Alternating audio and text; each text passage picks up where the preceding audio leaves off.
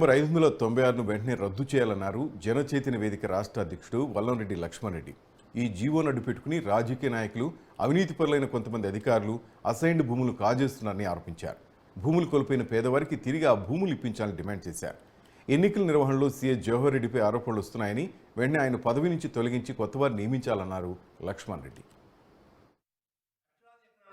SN భూమి విషయంలో CBI enquiry వేయాలని లేదా ఏపీ హైకోర్టుకి సంప్రదించి ప్రస్తుతం ఉన్న జడ్జిలో ఒక జడ్జి చేత జ్యుడిషియల్ ఎంక్వైరీ చేయించాలని కోరుకుంటున్నాను.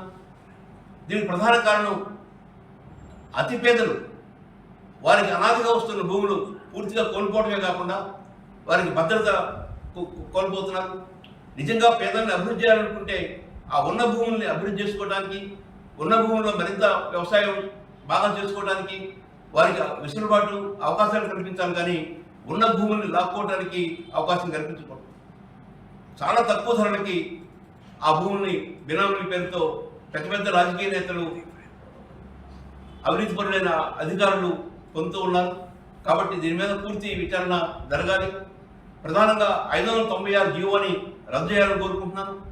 ఈ రద్దు చేయడం ద్వారా వచ్చే పర్యవసనాలు, వచ్చే సమస్యల్ని రాష్ట్ర ప్రభుత్వం పరిష్కరించాలి.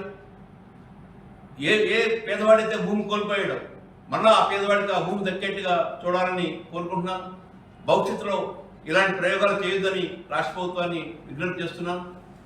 ఆంధ్రప్రదేశ్లో రేపు కౌంటింగ్ ప్రశాంతంగా జరగాలంటే ఇలాంటి అభియోగాలుండి, అవినీతి అభియోగాలుండి, భూకంపకాల అభియోగాలుండి ఇలాంటి చీఫ్ సెక్రటరీ నేతృత్వంలో కౌంటింగ్ జరగరాదని, దానికి భిన్నంగా వారిని ఎన్నికల విధుల్లోంచి తప్పించి మరొక చీఫ్ సెక్రటరీ నియమించి వారి నేతృత్వంలో కౌంటింగ్ జరగాలని